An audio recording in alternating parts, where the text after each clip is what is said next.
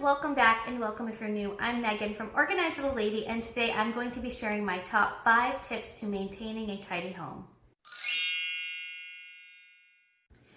Before we get started, I wanted to just differentiate between having a tidy home and a clean home. A tidy home is when you really tackle the clutter and you create an inviting, welcoming space. And when you focus on having a clean home, that's when you're really tackling the dirt and the grime and the smudge marks on the windows. So today we are just going to be talking about maintaining a tidy home and really tackling that clutter. Okay, tip number 1 is to create routines. Routines are essential to having a tidy home. And the reasons why are because you have time dedicated every single day to little by little do small tasks that lead up to big results. So I recently posted about my morning routine, and I'll leave that linked in the description box below.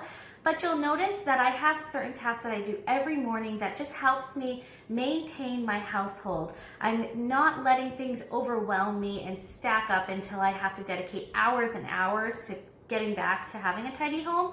I do things little by little every single day consistently, and that really helps maintain the home. It's sort of like having your home on autopilot.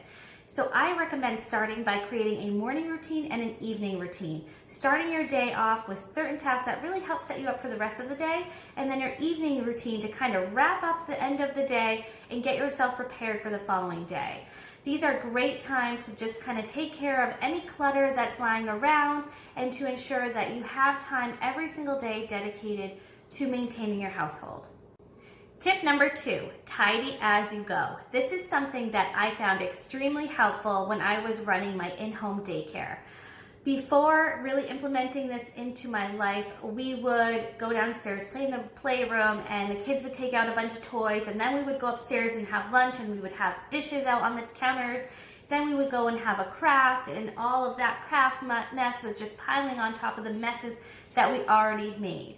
So I decided I was going to clean as I go. So when we were down in the playroom, 10 minutes before it was time to transition into the next activity, I would say, okay, we're gonna do a 10-minute tidy. We would tidy everything that we took out, and then we would transition into our next activity. The reason why this is so helpful is because you are not left with ginormous messes that overwhelm you and you don't know where to start.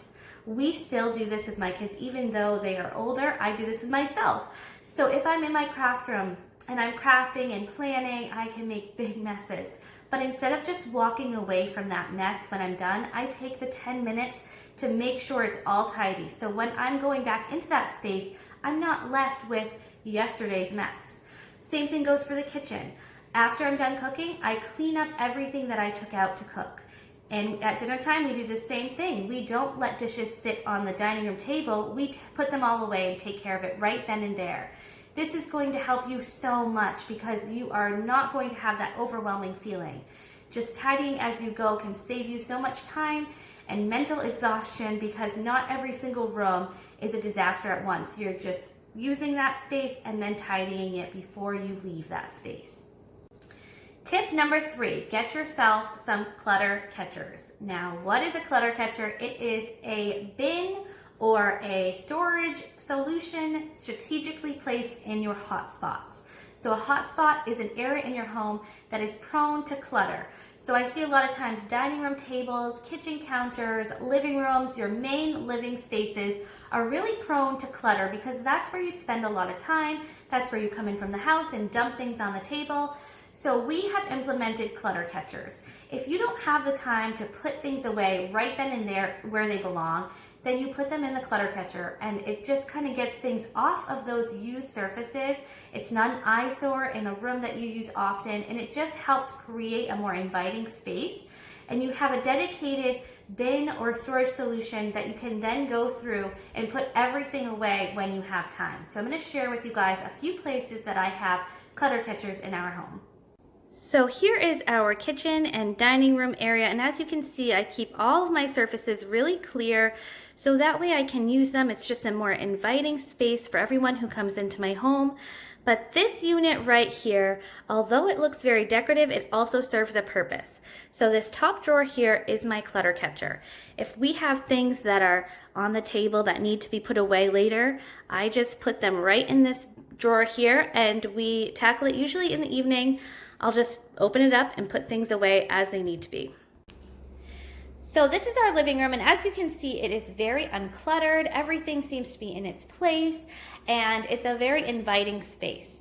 Well, this room does get used and abused, so what we've done is we've implemented some clutter catchers right into this space, so that way, if we need to clean up quickly, we can do so without having to put everything back in its proper home. We just have bins that we toss everything in, and it makes for a very quick cleanup. So over here under this console table are 2 bins, and this is where we keep our clutter catchers in our living room. It is sort of out of the way. It sort of goes along with the decor, but it's a great space to just hide all of the clutter if we need to clean up and tidy quickly. Tip number 4, everything must have a home. I know this can be very overwhelming if you're looking around right now and your room is full of clutter and you have no idea where to start. Don't think of your house as a whole. Don't even look at your room as a whole. Start with one area. Find places for the belongings in that one area, and if you can't think of a place to put it, is it worth it to hold on to? So go through your items and really decide what you want to keep, what deserves a place in your home, and then find a home for that item. This will be extremely helpful when you start tidying up an area because you know exactly where to put it away. If you're left with a bunch of items that don't have a proper home, it's so hard to put them away. You're really just moving those piles from place to place and not ever really putting them away. Tip number 5, less is more. This kind of goes along with tip number 4 with everything having a place. If you have too much stuff in your home, chances are there's not going to be a proper place for it. So it leads to clutter, just piles and piles in random places, and that leads to stress. If you have less stuff, it's less that you need to take care of and worry about. So I recommend going through your home and making decisions on whether or not those items are things that you love, that you use, that you need. Are they serving you in any way? If not, it's time to part with them.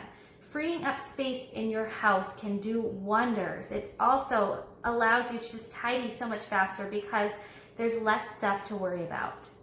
So those are my top 5 tips of how to keep a tidy home and maintaining a tidy home. I would love to hear some of your tips in the comment section below. And as always, thank you guys so much for watching, and I'll talk to you soon.